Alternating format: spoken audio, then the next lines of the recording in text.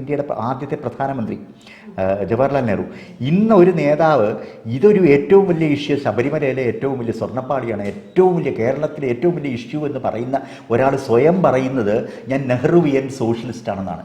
അതിനപ്പുറം ഒരു തമാശ. V D Satheesan Nehruvian socialist ആണ് ഞാൻ എന്ന് പറയുന്ന ഒരു തമാശ അടുത്ത കാലത്ത് കേട്ടിട്ടില്ല. ഒരു 50,000 അല്ലെങ്കിൽ 40,000 വോട്ട് നേടുന്ന ഒരാൾ, മണിയാശാനൊക്കെ 34,000 35,000 വോട്ടിന്റെ ഭൂരിപക്ഷത്തിൽ ജയിച്ച ആള് ദയനീയമായിട്ട് 7% 8% വോട്ടിന്റെ വ്യത്യാസത്തിൽ തോറ്റുപോകുമെന്നൊക്കെ ഒരു സർവേയിൽ വരിക എന്നൊക്കെ പറയുമ്പോൾ അതൊക്കെ ഇത്തിരി കടന്ന കൈയാണ്.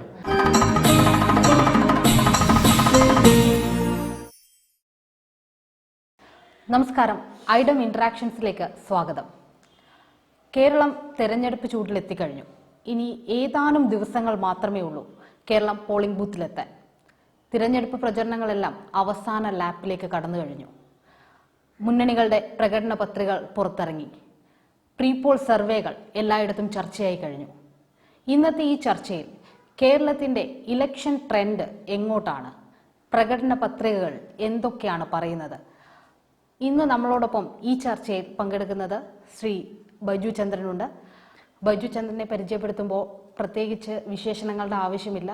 കേരളത്തിൻ്റെ ടെലിവിഷൻ രംഗത്ത് അത്രമാത്രം വ്യക്തിമുദ്ര പതിപ്പിച്ച ഒരു വ്യക്തിത്വമാണ് അദ്ദേഹം. ഇപ്പോൾ നമ്മുടെ കൂടെ ഈ ഐഡത്തിൻ്റെ ചർച്ചയിൽ പങ്കെടുക്കുന്നു. ഒപ്പമുള്ളത് ശ്രീ എം ബി സന്തോഷാണ്. മുതിർന്ന മാധ്യമപ്രവർത്തകൻ എന്ന നിലയിൽ അദ്ദേഹം കേരളോന്തിയിൽ ധാരാളം വർഷം അദ്ദേഹത്തിൻ്റെ സേവനം ചെയ്തിരുന്നു. പിന്നീട് ഇന്ത്യ വിഷനിലും മെട്രോ വാർത്തയ്ക്കും ശേഷം ഇപ്പോൾ നമ്മുടെ മലയാളം എന്ന ചാനലിൻ്റെ എഡിറ്ററാണ് അദ്ദേഹം. രണ്ടുപേർക്കും ചർച്ചയിലേക്ക് സ്വാഗതം. ഇലക്ഷൻ അതിൻ്റെ മൂർധന്യാവസ്ഥയിൽ എത്തിക്കഴിഞ്ഞു. പ്രകടന പത്രികകൾ പുറത്തിറങ്ങി കഴിഞ്ഞു. എങ്ങനെയാണ് LDF, UDF, NDA മുന്നണികളുടെ പ്രകടന പത്രികകളെ നമ്മൾ വിലയിരുത്തുന്നത്? സന്തോഷ് സാർ. അല്ല, പ്രകടന പത്രികയിൽ ഈ കഴിഞ്ഞ ദിവസം പുറത്തിറങ്ങിയതിൽ മിക്കവാറും ഇപ്പം ഏറ്റവും പ്രധാനപ്പെട്ടത് പെൻഷൻ, സാമൂഹ്യ സുരക്ഷാ പെൻഷൻ. 2 കൂട്ടരും 3,000 രൂപ വാഗ്ദാനം ചെയ്തിട്ടുണ്ട്. 2 കൂട്ടരുമല്ല, 3 കൂട്ടരും 3,000 രൂപ വാഗ്ദാനം ചെയ്തിട്ടുണ്ട്. പക്ഷേ ഇതിലുള്ള ഒരു കാര്യം, ഈ 3,000 രൂപ വാഗ്ദാനം ചെയ്താൽ കൃത്യമായി കൊടുക്കാനാകുമോ എന്നുള്ളൊരു ചോദ്യം ഉയരുന്നുണ്ട്. ഇപ്പോൾ 600 രൂപ പെൻഷൻ വാഗ്ദാനം ചെയ്യുകയും അത് കൊടുത്തുകൊണ്ടിരിക്കെ ഇന്നിപ്പോൾ 65 ലക്ഷത്തോളം പേർക്കാണ് സാമൂഹ്യ സുരക്ഷാ പെൻഷൻ കിട്ടുന്നത്. അതിൻ്റെ പകുതി പേർക്ക് 600 രൂപ പെൻഷൻ കൊടുക്കേണ്ട അവസ്ഥ വന്നപ്പോൾ 18 മാസം കുടിശ്ശിക ആയ ഒരു വിഭാഗമുണ്ട്. മറ്റ് സംസ്ഥാനങ്ങളിൽ പെൻഷൻ കൊടുക്കാൻ എല്ലാ സൗകര്യങ്ങളും ഉണ്ടായിട്ടും കൊടുക്കാത്ത ഭരണാധികാരികളുണ്ട്. കേന്ദ്ര സർക്കാരിന് ഇതിൽ സ്വാഭാവികമായിട്ടും സഹായിക്കാവുന്ന അവസ്ഥയുണ്ട്. എന്നിട്ട് സഹായിച്ചിട്ടില്ല എന്ന് മാത്രമല്ല, വളരെ തുച്ഛമായ തുക കേരളത്തിന് അനുവദിക്കുകയും അത് തന്നെ മാസങ്ങളും വർഷങ്ങളും കുടിശ്ശികയായ സ്ഥിതിയുമുണ്ട്. അപ്പോൾ ഞാനിത് ഒരു ഉദാഹരണം പറഞ്ഞതാണ്. ഇത്തരത്തിലുള്ള ഈ പ്രകടന പത്രികയിൽ പറഞ്ഞ കാര്യങ്ങൾ, ഇതിൽ ഒരു കാര്യം നമ്മൾ ആലോചിക്കേണ്ടത്, കഴിഞ്ഞ തവണ ഈ 5 വർഷം മുമ്പ് സാമൂഹിക സുരക്ഷാ പെൻഷൻ 6,000 രൂപ പ്രഖ്യാപിച്ചവരുണ്ട്. എന്നുവെച്ചാൽ ഒരു വർഷം നിങ്ങൾക്ക് 72,000 രൂപ തരുമെന്ന് പറഞ്ഞത് 5 വർഷത്തിന് ശേഷം അതിൻ്റെ നേരു പകുതിയായി കുറയുന്നത് എന്തുകൊണ്ട് എന്നുള്ളത് ഒരു ആലോചന നടത്തേണ്ട വിഷയമാണെന്ന് എനിക്ക് തോന്നുന്നു. അതായത് ഇപ്പോൾ അന്ന് 72,000 രൂപ, ഇന്ന് അതനുസരിച്ച് ഈ രൂപയുടെ മൂല്യം കൂടിയത് കൊണ്ടാണോ ഈ 36,000 രൂപ വാർഷിക പെൻഷനായി നിശ്ചയിച്ചത്, അതോ മറ്റെന്തെങ്കിലും കാര്യം കൊണ്ടാണോ എന്നൊരു വിശദീകരണം ഈ തുക പ്രഖ്യാപിച്ചവരൊന്നും ചെയ്തിട്ടില്ല. പിന്നെ നമുക്ക് ഇന്ദിരാ ഗ്യാരണ്ടി എന്ന് പറഞ്ഞ് ആ പ്രകടന പത്രികയിൽ പറയുന്ന സൗജന്യമായി KSRTC ബസ്സുകളിൽ സ്ത്രീകൾക്ക് യാത്ര പ്രഖ്യാപിച്ചത് ആ പ്രകടന പത്രിക UDFന് വേണ്ടി പ്രകാശനം ചെയ്തത് തെലങ്കാന മുഖ്യമന്ത്രിയാണ്, രേവന്ത് റെഡ്ഡി. പക്ഷെ അവിടെ ആ കഴിഞ്ഞ ദിവസങ്ങളിലൊക്കെ വാർത്ത വന്നിരുന്നു. അതിനുശേഷം 20,000 കോടി രൂപയിലെ കടക്കണിയിലേക്കാണ് തെലങ്കാനയിലെ സ്റ്റേറ്റ് ട്രാൻസ്പോർട്ട് കോർപ്പറേഷൻ മാറിയിരിക്കുന്നത്. അത് ഇനിയിപ്പോൾ അത് മുന്നോട്ട് സർക്കാർ ആ കോർപ്പറേഷന് 20,000 കോടി രൂപയിലേറെ കൊടുക്കാനുണ്ട്. ആ കോർപ്പറേഷന് ഇനി സർക്കാർ സഹായമില്ലാതെ മുന്നോട്ട് പോകാൻ കഴിയാത്ത സ്ഥിതിയാണ്. 10 ബസ് മുമ്പ് ഓടിയിരുന്നിടത്തൊക്കെ ഇപ്പോൾ 1 ബസ് മാത്രമേ ഓടിയിട്ടുള്ളൂ എന്നൊക്കെ നിലയിൽ തെലങ്കാനയിൽ നിന്നുള്ള അനുഭവക്കുറിപ്പുകളും അതിൻ്റെ വീഡിയോകളും നമുക്ക് ചുറ്റും വന്ന് നിറയുന്നുമുണ്ട്. അപ്പോൾ ഇതിൽ ഒറ്റ കാര്യമേ നമ്മുടെ മുന്നിൽ വരേണ്ടതുള്ളൂ എന്ന് തോന്നുന്നു. ഇതിൽ പ്രകടന പത്രികയിൽ പറഞ്ഞ കാര്യങ്ങൾ നടപ്പാക്കിയതാരാണ്, അവർ എത്രത്തോളം നടപ്പാക്കി, ആ കാര്യങ്ങളായിരിക്കും വളരെ വലിയ തോതിൽ ചർച്ച ചെയ്യുക ഇനിയുള്ള ദിവസങ്ങളിൽ. കാരണം ഇനിയിപ്പോൾ 4-5 ദിവസമേ ഉള്ളൂ. അപ്പോൾ ആ ദിവസങ്ങളിൽ ചർച്ച ചെയ്യുന്നത് ഏറ്റവും പ്രധാനപ്പെട്ടത് അത് തന്നെയാവുമെന്നാണ് എനിക്ക് തോന്നുന്നത്. ശരിക്കും ഡെവലപ്മെന്റ് നടന്നു അല്ലെങ്കിൽ ഡെവലപ്മെന്റ് വരുന്നു എന്ന് പറയുന്നു. പ്രകടന പത്രികയിൽ ശരിക്കും വാഗ്ദാനങ്ങളാണ്. ഇത് നടപ്പാക്കാനുള്ള ധനസ്ഥിതി സംസ്ഥാനത്തിനുണ്ടോ? സംസ്ഥാനം കടക്കണിയിലാണെന്ന് ഈ കഴിഞ്ഞ 10 വർഷവും ധനമന്ത്രി ആവർത്തിച്ചുകൊണ്ടിരിക്കുന്നു. പക്ഷേ അത് കണക്കിലെടുക്കാതെയുള്ള വാഗ്ദാനങ്ങളാണ് 3 മുന്നണികളും പ്രകടന പത്രികയിൽ വെച്ചേക്കുന്നത്. എങ്ങനെയാണ് സാർ ഇതിനെ നോക്കിക്കാണുന്നത്? ഞാനത് ഇടതുപക്ഷ ജനാധിപത്യ മുന്നണിയുടെ പ്രകടന പത്രിക അത്രയധികം അൺറിയലിസ്റ്റിക് ആണെന്ന് എനിക്ക് തോന്നുന്നില്ല. കാര്യം അനുഭവത്തിൻ്റെ വെളിച്ചത്തിലാണ് അവർ ചെയ്തത്. അവർ ചെയ്തു തീർത്ത ഒരു പ്രോഗ്രസ് റിപ്പോർട്ട് മുന്നോട്ട് വെച്ചിട്ടാണ് അവരത് ഇനി ചെയ്യാൻ പോകുന്ന എന്ത് എന്നുള്ളത് പറഞ്ഞിട്ടുള്ളത്. അതുകൊണ്ട് തന്നെ കുറച്ചുകൂടെ റിയലിസ്റ്റിക് ആയിട്ടുള്ള അല്ലെങ്കിൽ അങ്ങനെ ഒരു സമീപനമാണ് അവരുടെ എന്ന് പറയാൻ കഴിയും. അങ്ങനെയാണ് ഞാൻ വിചാരിക്കുന്നത്. പക്ഷേ UDFിൻ്റെ പ്രകടന പത്രികയുടെ ചില കാര്യങ്ങളും പിന്നെ BJPയുടെ പ്രകടന പത്രിക കാണുമ്പോൾ നമ്മൾ വയലാർ രാമവർമ്മയെ ഓർത്തു പോവുകയാണ്. അദ്ദേഹമാണ് തൊട്ടുംകരയിൽ വിമാനമിറക്കാൻ താവളമുണ്ടാക്കും, കൃഷിക്കാർക്ക് കൃഷിഭൂമി, അതുപോലെ MLA-മാർക്കെല്ലാം ഇന്നത്തെ ശമ്പളം 4 ഇരട്ടി എന്നൊക്കെ പറഞ്ഞിട്ടുള്ള 1966 കറക്റ്റ് 60 വർഷം മുമ്പ് എഴുതിയ പാട്ട്, അടൂർ ഭാസി പാടിയ പാട്ട്, അത് ഏതാണ്ട് ആവർത്തിക്കുന്ന പോലെ തോന്നി. ഇതിനകത്തെ പ്രത്യേകിച്ച് ആരോഗ്യ ഇൻഷുറൻസ് എന്നൊക്കെ പറയുന്നത് ഞാൻ വായിച്ചു കേട്ടതും വളരെ വിദഗ്ധന്മാർ പറഞ്ഞത് കേട്ടുമായിട്ട് തോന്നിയാൽ കേരളത്തിൻ്റെ ആരോഗ്യ ബഡ്ജറ്റിൻ്റെ എത്രയോ ഇരട്ടിയാണ് ആ ഒരു ഇൻഷുറൻസ് മാത്രം UDF. പിന്നെ ഒരു ഗുണമുണ്ട്, ഇതൊന്നും PS ശ്രീധരൻപിള്ളയാണ് അത് തുറന്ന് പറഞ്ഞു, ഇതൊന്നും നടപ്പാക്കാനല്ലോ പ്രകടന പത്രിക എന്ന് അദ്ദേഹം അത് തുറന്ന് പറഞ്ഞല്ലോ ഒരിക്കൽ. അതുകൊണ്ട് ഇതൊന്നും നടപ്പാക്കാൻ ഉദ്ദേശിച്ചുള്ള അല്ല എന്ന് നമ്മളങ്ങ് വിചാരിച്ചാൽ മതി. ഒരു മുന്നണിയെ കടത്തി വെട്ടി നമുക്കൊന്നുകൂടെ പറയണം. അല്ലെങ്കിൽ എല്ലാ സ്കൂളിനും ഇംഗ്ലീഷ് മീഡിയം, എല്ലാ ഗവൺമെൻറ് സ്കൂളിലും ഇംഗ്ലീഷ് മീഡിയം ക്ലാസ് കൊണ്ടുവരുന്ന BJP പറയണമെങ്കിൽ അവർക്ക് കേരളത്തിലെ എന്തെങ്കിലും കാര്യങ്ങളെക്കുറിച്ച് എന്തെങ്കിലും ഒരു ധാരണയുണ്ടോ? അപ്പോൾ അതുകൊണ്ട് വികസനം എന്നുള്ളതൊന്നും ഇപ്പോഴത്തെ ഈ മുന്നണികൾക്ക്, ഈ 2 മുന്നണികൾക്കും അത് ഒരു അജണ്ടയായിട്ട് നമ്മൾ ഈ ഇലക്ഷനിൽ വികസനം എന്നുള്ള വാക്ക് വളരെ കുറച്ച് മാത്രം ചർച്ച ചെയ്യപ്പെടുന്ന ഒരു വാക്കല്ലേ. പ്രത്യേകിച്ച് LDF അത് ആവർത്തിച്ച് വികസനം പറയുന്നുണ്ട്, അവർ ചെയ്തു തീർത്ത കാര്യങ്ങളെക്കുറിച്ച് പറയുന്നുണ്ട്. പക്ഷേ BJPയോ കോൺഗ്രസോ ആ വികസനം എന്നുള്ള അജണ്ടയിലോട്ട് വരുന്നേ ഇല്ല. മാത്രമല്ല നമ്മൾ കാണാതെ പോകുന്നതോ അല്ലെങ്കിൽ നമ്മുടെ മാധ്യമങ്ങൾ അത് സ്പർശിക്കാതെ പോകുന്നതോ ഒരു കാര്യം എന്ന് പറഞ്ഞാൽ കേരളത്തിൻ്റെ വികസനത്തിൽ കേരളം ചെയ്തു തീർത്ത കാര്യങ്ങളില്ല. അത് 2018 വെള്ളപ്പൊക്കത്തിന് ശേഷമായിക്കോട്ടെ, 2024 മറ്റേ ചൂരൽമല ദുരന്തത്തിന് ശേഷമായിക്കോട്ടെ, അത് കേരളം രണ്ടാമത് കേരളം എഫക്റ്റഡ് ആയിട്ടുള്ള മുഴുവൻ സ്ഥലങ്ങൾ 70,000 വീടുകളാണ് വെള്ളപ്പൊക്കത്തിൽ നശിച്ചുപോയത്. ചൂരൽമല നമ്മുടെ മുമ്പിൽ ഈ കഴിഞ്ഞ കുറച്ച് വർഷങ്ങൾക്ക് മുമ്പ് മാത്രം സംഭവിച്ചാണ്. ഈ 2 കാര്യത്തിലും കേന്ദ്ര ഗവൺമെൻറ്റിൻ്റെ ഒരു സഹായം പോലും ഉണ്ടായിട്ടില്ല, ഒരു ചെറുവിരൽ സഹായം പോലും ഉണ്ടായിട്ടില്ല. ഇത് ഈ കോൺഗ്രസിൻ്റെ കണക്ക് പറ എന്ന് ചോദിക്കുന്ന പോലെ കണക്ക് ചോദിക്കുന്നത് നല്ല കാര്യം, ചോദിച്ചുകൊണ്ടേയിരിക്കണം. പക്ഷേ ചോദിച്ചുകൊണ്ടേയിരിക്കുമ്പോൾ രക്ഷപ്പെട്ട് പോകുന്നത് ഈ ഒരു പൈസ പോലും കൊടുക്കില്ല എന്ന് വാശി പിടിച്ച BJPയാണ്. കൊടുക്കാതിരിക്കാൻ വേണ്ടി മറ്റ് രാജ്യങ്ങൾ, വിദേശ രാജ്യങ്ങൾ കേരളത്തെ സഹായിക്കാമെന്ന് പറഞ്ഞിട്ട് പോലും അത് സഹായിക്കാതിരിക്കാൻ വേണ്ടി നിയമം കൊണ്ടുവന്ന് കേരളത്തെ അതിനെ അനുവദിക്കാതിരുന്ന കേന്ദ്ര ഗവൺമെൻറ്റിനെ നമ്മൾ കാണുന്നേയില്ല, അല്ലെങ്കിൽ ആ നടപടിയെക്കുറിച്ച് ഓർക്കുന്നേയില്ല. അത് ഓർമ്മിപ്പിക്കേണ്ടതാണ് മാധ്യമങ്ങൾ ചെയ്യേണ്ടിയിരുന്നത്. അത് മാധ്യമങ്ങൾ ചെയ്യുന്നില്ല. അപ്പോൾ വികസനം എന്നുള്ളത് ഈ ഇലക്ഷനിൽ ഒരു LDF ഒഴിച്ചുള്ള മറ്റ് 2 മുന്നണികളും വികസനത്തിനേക്കാളും പ്രാധാന്യം കൊടുക്കുന്ന വളരെ ട്രിവിയലായിട്ടുള്ള ഇഷ്യൂസിനാണെന്നാണ് എൻ്റെ ഒരു ഈ സിനാരിയോ ഇപ്പോൾ സാറ് പറഞ്ഞ പോലെ വിദേശ ഫണ്ടടക്കം സ്വീകരിക്കുന്നതിൽ നിന്ന് കേരളത്തെ വിലക്കിക്കൊണ്ടുള്ള കേന്ദ്ര സർക്കാരിൻ്റെ കേരളത്തിൻ്റെ കഴുത്ത് ഞെരിക്കുന്ന ചില നയങ്ങൾ നമ്മൾ ദീർഘകാലം ഈ 10 വർഷം അല്ലെങ്കിൽ ഈ 5 വർഷം കഴിഞ്ഞ് തുടർച്ചയായിട്ട് നമ്മളിത് സംസാരിച്ചു കൊണ്ടിരുന്നതാണ്, മാധ്യമങ്ങളായിക്കോട്ടെ രാഷ്ട്രീയക്കാരാവട്ടെ. പക്ഷേ ഇലക്ഷനിലേക്ക് വരുമ്പോൾ ഈ വിഷയങ്ങൾ വരുന്നില്ല എന്ന് ഒരു വിലയിരുത്തൽ എനിക്ക് തോന്നുന്നുണ്ട്. അപ്പോൾ ഇലക്ഷനകത്ത് എന്തൊക്കെയാണ്, ഈ തിരഞ്ഞെടുപ്പ് സ്റ്റണ്ടിൽ എന്തൊക്കെയാണ് ഡീലുകൾ സംസാര വിഷയമാവുന്നുണ്ട്, ശബരിമല സ്വർണ്ണക്കൊള്ള അത് വിഷയമാവുന്നുണ്ട്, മറ്റെന്തൊക്കെയാണ് ശരിക്കും ഇലക്ഷനുമായിട്ട് ബന്ധപ്പെട്ട് വിലക്കയറ്റം ചർച്ചയാവുന്നുണ്ടോ? സാറിൻ്റെയൊക്കെ നിരീക്ഷണത്തിൽ എന്താണ്?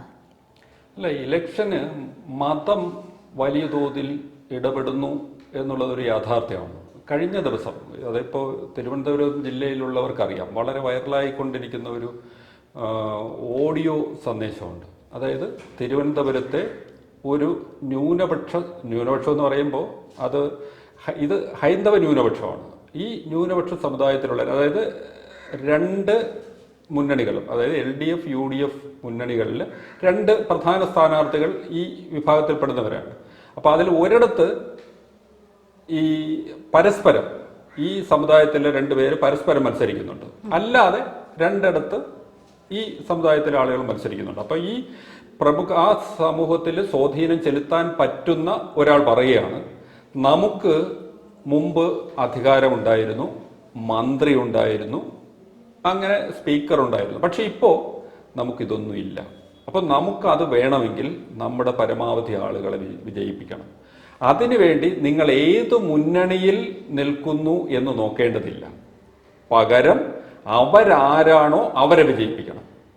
ആ നിലയിൽ അപ്പോൾ എന്നിട്ട് അയാൾ തന്നെ പറയുന്നുണ്ട്, ഒരു മണ്ഡലത്തിൽ രണ്ടുപേരും ഒരേ മുന്നണിയിൽ മത്സരിക്കുമ്പോൾ അവിടെ ആർക്ക് വോട്ട് ചെയ്യണമെന്ന് ഞാൻ പറയുന്നില്ല, അത് നിങ്ങൾക്ക് ഇഷ്ടമുള്ളത് വോട്ട് ചെയ്തോളൂ. ബാക്കി എല്ലായിടത്തും നമ്മുടെ ആൾക്കാർ മത്സരിക്കുന്നിടത്ത് നമ്മുടെ സ്ഥാനാർത്ഥിക്ക് വോട്ട് ചെയ്യണം.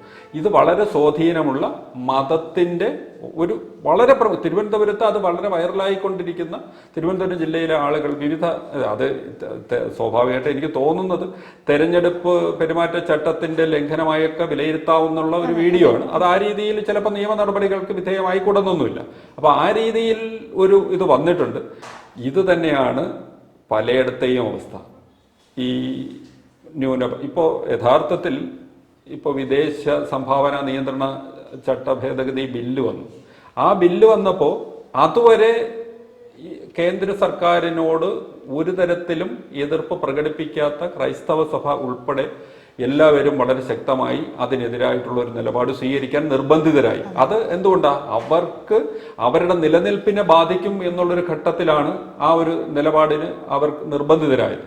അതേസമയം ഇതിനേക്കാൾ കടുത്ത വിഷയങ്ങൾ മണിപ്പൂരിലൊക്കെ ഉണ്ടായിട്ട് അതിനൊന്നും പ്രതികരിക്കാതിരുന്നവർ ഇപ്പോൾ ഈ ഒരു വിഷയം വന്നപ്പോൾ അതിനെതിരെ രംഗത്ത് വന്നിട്ടുണ്ട്. അത് ആർക്ക് ഗുണകരമാവും എന്നുള്ളതാണ് അടുത്ത വിഷയം. അത് ആർക്ക് ഗുണകരമായാലും അവർ വരാൻ നിർബന്ധിതരായിട്ടുണ്ട്. അപ്പോൾ ഞാൻ പറയുന്നത് ഇത് ഓരോയിടത്തും ഈ മതം വലിയ വിഷയമായിട്ട് വന്നിട്ടുണ്ട്. അപ്പോൾ നമ്മളെ നേരിട്ട് ബാധിക്കുന്ന, ഒരു ജനതയെ നേരിട്ട് ബാധിക്കുന്ന വികസനം പോലെയുള്ള വിഷയങ്ങളാണോ അതോ മതങ്ങളാണോ നമ്മളെ? ഇപ്പോൾ കേരളത്തിലൊന്നും ഒരു കാലത്തും ഇല്ലാത്ത ഒന്നാണ് നമ്മുടെ തിരുവനന്തപുരം, അതായത് സംസ്ഥാനത്തിൻ്റെ ഭരണത്തിൻ്റെ തലസ്ഥാനം അടങ്ങുന്ന തിരുവനന്തപുരത്തെ മണ്ഡലങ്ങളിൽ അഘോരികൾ പോലും വോട്ട് ചോദിച്ചെത്തുന്നു എന്നുള്ളത് നമ്മൾ എവിടെയാണ് നിൽക്കുന്നത് എന്ന ചോദ്യം തീർച്ചയായിട്ടും നമ്മളെ കൊണ്ട് ചോദിപ്പിക്കണം. അതും ഞാൻ പറയുന്നത് മറ്റ് ജില്ലകളിലൊക്കെ ആണെങ്കിൽ വളരെ അവികസിത പ്രദേശമെന്നോ ഇല്ലെങ്കിൽ ഇതൊന്നൊക്കെ പറയാം. പക്ഷെ ഇത് തിരുവനന്തപുരത്തിന്റെ തലസ്ഥാനത്ത് സെക്രട്ടേറിയറ്റ് 1 കിലോമീറ്റർ അകലെയാണ് അഘോരികൾ വന്ന് ഇറങ്ങി, ഞങ്ങൾ ഉത്തർപ്രദേശ് മുഖ്യമന്ത്രി പറഞ്ഞിട്ട് വരികയാണ്, ഞങ്ങൾ വോട്ട് ചോദിക്കാൻ വരികയാണെന്ന് പറഞ്ഞ് അനുഗ്രഹിച്ച് വോട്ട് ചോദിക്കാൻ വരുന്നു എന്ന് പറയുന്നത് നമ്മൾ എങ്ങനെ അല്ലെങ്കിൽ എവിടെ എത്തി എന്നുള്ളൊരു ചോദ്യം ഉയർത്തുന്നത് തന്നെയാണ്. ഇതേപോലെ ഇപ്പോൾ വിവിധ ആരാധനാലയങ്ങൾ കേന്ദ്രീകരിച്ചൊക്കെ ഇത്തരം ചെറിയ കൂട്ടായ്മകളൊക്കെ രംഗത്തിറങ്ങിയിട്ടുണ്ട്. അത് തീർച്ചയായും തെരഞ്ഞെടുപ്പിൽ അത്ര നിസ്സാരമല്ലാത്ത സ്വാധീനം ചെലുത്തും എന്ന് തന്നെയാണ് ഞാൻ കാണുന്നത്. ശരിക്കും ന്യൂനപക്ഷ വോട്ടുകൾ നിർണായകമാകുന്ന ഇടങ്ങളുണ്ട്, ചില മണ്ഡലങ്ങളിൽ വളരെ നിർണായകമാണ്. എന്താണ് സാർ അതിനെ പറ്റിയിട്ട് വിലയിരുത്തുന്നത്? ഇപ്പം തിരുവനന്തപുരം സെൻട്രൽ, നേമം ഇതുപോലെയുള്ള മണ്ഡലങ്ങളിൽ ന്യൂനപക്ഷ സമുദായ വോട്ടുകൾ വളരെ നിർണായകമാണ്. ടൈറ്റ് മത്സരങ്ങളുമാണ് ഇവിടെ നടക്കുന്നത്. ശരിക്കും ഇവിടങ്ങളിൽ എന്തെങ്കിലും ഒരു ഡീലിനുള്ള ഒരു സാധ്യതയുണ്ടോ, അല്ലെങ്കിൽ അത്തരം ആരോപണങ്ങളിൽ എന്തെങ്കിലും കഴമ്പുണ്ടോ? എനിക്ക് ഡീലെന്നുള്ള ഒരു കാര്യത്തിൽ തുടക്കം മുതൽ തന്നെ ഞാൻ അതിനകത്ത് വിശ്വാസം ഉള്ള ഒരാളല്ല ഞാൻ. പക്ഷേ കേരളത്തിൽ ഡീൽ ഉണ്ടായിരുന്നു, ഇല്ല എന്ന് പറയാൻ പറ്റില്ല. കാര്യം നമ്മൾ അറിയാം, BJPക്ക് ഉണ്ടായിരുന്നൊരു ചീത്തപ്പേരെന്താണ്, BJP ഇന്നത്തെ BJP അല്ല, വളരെ പണ്ടുണ്ടായിരുന്ന ഒരു രാജഗോപാൽ KG മാരാർ, മുകുന്ദൻ, പിന്നെ PP മുകുന്ദൻ പോലെയുള്ള നേതാക്കന്മാരുണ്ടായിരുന്ന സമയത്ത് ആ പാർട്ടിക്കകത്ത് തന്നെ ചർച്ചയായതറിയാം. ഞാൻ ഒരാളുടെ പേര് പറയുന്നില്ല, ഇതിനകത്ത് വളരെ സമർത്ഥനായ ഡീല് നടപ്പാക്കുന്നതിൽ വളരെ സമർത്ഥനായിട്ടുള്ള ഒരാളാണ് എന്നുള്ള ഒരു ആരോപണം തന്നെ ഉണ്ടായിരുന്നു, ആ പാർട്ടിക്കകത്ത് തന്നെ ഉണ്ടായിരുന്നു. അതായത് ഇലക്ഷൻ്റെ സമയത്ത് അവരുടെ വോട്ടുകൾ ഗണ്യമായി കുറയുന്നതാണ് നമ്മൾ കണ്ടുകൊണ്ടിരുന്നത്. ഇന്നത്തെ പോലെ വോട്ട് പിടിക്കുക എന്നുള്ളതല്ല, അത് ആ വോട്ട് വിൽപ്പനാന്നോ വോട്ട് കച്ചവടം എന്നൊക്കെ പറയാവുന്ന രീതിയിൽ BJPയുടെ വോട്ട് എപ്പോഴും പിന്നെ വളരെ കുറഞ്ഞു വന്നൊരു കാഴ്ച ഉണ്ടായിരുന്നു ഒരു കാലത്ത്. പക്ഷെ പിന്നെ BJPയുടെ ഒരു മട്ടും ഭാവവും ഒക്കെ മാറിയതിന് ശേഷം 2014 ശേഷമോ അല്ലെങ്കിൽ അതിന് ഒരു കുറച്ച് വർഷങ്ങൾക്ക് മുമ്പോ ഉള്ള ഒരു കാലഘട്ടത്തിൽ തുടങ്ങിയ ഒരു കേരളത്തിലെ BJP എന്ന് പറയുന്നത് ആ രീതിയിലുള്ളതല്ല. അവരുടെ ശക്തി തെളിയിക്കുക, അവർക്ക് അധികാരത്തിൽ എങ്ങനെയും എത്തുക എന്നുള്ളതിന് വേണ്ടി ഒരു ഡീൽ ഉണ്ടായിരുന്നു. അപ്പോൾ ഡീല് നടന്നിരുന്നു എന്നുള്ളത് തീർച്ചയായിട്ടും പണ്ടൊക്കെയുള്ള ഇലക്ഷനിൽ നമുക്കറിയാം പിന്നെ പലപ്പോഴും ഉണ്ടായിട്ടുണ്ട്. അത് ആർക്ക് അനുകൂലമായിട്ടുള്ള നമുക്കറിയാം. വലതുപക്ഷ പാർട്ടികൾ തമ്മിലാണല്ലോ ഇത് കൂടുതൽ നടക്കുന്നത്, ഇടതുപക്ഷത്തിന് അതിനകത്ത് വലിയ റോളൊന്നുമില്ല. പക്ഷേ ഇപ്പോൾ ഇത്തരം ഒരു ഡീലുകളൊന്നും ഒന്ന് ആലോചിച്ച് നോക്കും. മാധ്യമങ്ങളൊക്കെ വളരെ വാച്ച്ഫുള്ളായിട്ട് നിൽക്കുകയാണ്, വളരെ വിജിലൻ്റായിട്ട് നിൽക്കുകയാണ്. നമ്മൾ ഇവരിൽ ആദ്യം തുടക്കം മുതൽ തന്നെ കോൺഗ്രസ് ഈ ഡീൽ എന്നുള്ള വാക്കാണ് ആദ്യം കൊണ്ടുവന്നത്. സാറിന് പരാജയപ്പെട്ട് കഴിഞ്ഞതിന് ശേഷം അതിൻ്റെ ഒരു കാരണമായിട്ടോ എക്സ്ക്യൂസായിട്ടൊക്കെയാണ് പറയുന്നത് അവർ തമ്മിൽ ഡീലുണ്ടായി, അങ്ങനെയാണ് ഞങ്ങൾ തോറ്റുപോയത്. ഇതങ്ങനെയല്ല, ഒരു മുഴം മുമ്പേ എറിയുകയാണ്. അപ്പോൾ ഈ ഡീൽ അതിനകത്ത് രണ്ട് കാര്യങ്ങളുണ്ടെന്ന് എനിക്ക് തോന്നുന്നത്. ആ ഡീൽ എന്നുള്ള പറയുന്നതിന് ഒരു കാരണം വികസനം എന്നുള്ള യഥാർത്ഥ ഇഷ്യൂ ഇടതുപക്ഷം മുന്നോട്ട് വെച്ച വികസനം എന്നുള്ള കാര്യത്തിൽ നിന്ന് വഴിതിരിച്ചു വിടുക. അതായത് അതിന് മറുപടി പറയാൻ ഒന്നും ഇല്ലാതിരിക്കുക. ഇടതുപക്ഷം പറയുന്ന ഓരോ കാര്യങ്ങൾക്കും പിന്നെ അതിനനുസരിച്ച് മറുപടി പറയണമെങ്കിൽ വല്ലാതെ വേർക്കേണ്ടി വരും. അപ്പോൾ ആ ഒരു കാര്യത്തിൽ മറുപടി ഇല്ലാതെ വരുമ്പോൾ മറിച്ചൊരു കാര്യം, ഒരു ഡീൽ എന്നുള്ള ഒരു കാര്യം വെച്ച് പിന്നെ ആളുകൾക്ക് കണ്ടില്ലേ, BJPയും CPMും അല്ലെങ്കിൽ LDFും തമ്മിലൊരു പ്രത്യേക ഒരു ധാരണയുണ്ട്. ഇന്നടത്ത് പിന്നെ നേമത്ത് BJPയെ ജയിപ്പിച്ചു കഴിഞ്ഞാൽ വട്ടിയൂർക്കാവിൽ LDFിനെ ജയിപ്പിക്കും. ഈ മാതിരിയൊക്കെയുള്ള അത്രയ്ക്ക് മണ്ടന്മാരും വിട്ടികളുമായിട്ടുള്ള ഒരു ആളുകളാണോ കേരളത്തിലെ വോട്ടർമാരെന്ന് എനിക്ക് പലപ്പോഴും തോന്നിയിട്ടുണ്ട്.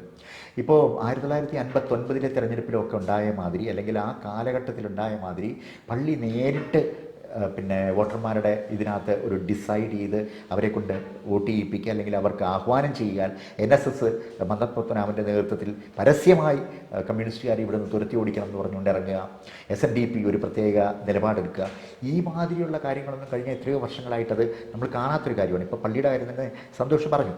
ന്യൂനപക്ഷത്തിൻ്റെ ഏറ്റവും വലിയ പ്രശ്നം എന്ന് പറയുന്നത് മണിപ്പൂരിൽ മാത്രമല്ലല്ലോ, നമുക്കറിയാം കന്യാസ്ത്രീമാരെ അറസ്റ്റ് ചെയ്തുകൊണ്ട് പോയ സംഭവം ഉണ്ടായിട്ടുള്ള വളരെ കാലമൊന്നും ആയിട്ടില്ല. ഇതൊക്കെ ഉണ്ടായിട്ടും കേരളത്തിലെ പിന്നെ ഈ പറഞ്ഞ ന്യൂനപക്ഷ സമുദായങ്ങൾ വളരെ മാന്യമായി BJPയെ നോവിക്കാതുള്ള ഒരു പ്രസ്താവനകളൊക്കെ നടത്തിക്കൊണ്ടിരുന്നതാണ്. ഇപ്പോൾ ഈ ഒരു കാര്യം വന്നപ്പോൾ വിദേശങ്ങളിൽ നിന്നുള്ള പണം കിട്ടാൻ ഉള്ള ഇതിന് പരിമിതികൾ ഉണ്ടാവും അല്ലെങ്കിൽ റെസ്ട്രിക്ഷൻസ് ഉണ്ടാവും എന്ന് കണ്ടപ്പോൾ മാത്രമാണ് അവരിൽ ചിലരെങ്കിലും കുറച്ചൊന്ന് അജിറ്റേറ്റഡ് ആയത്. അപ്പോൾ പണമാണ് അവിടെ പ്രധാനപ്പെട്ട ഘടകം.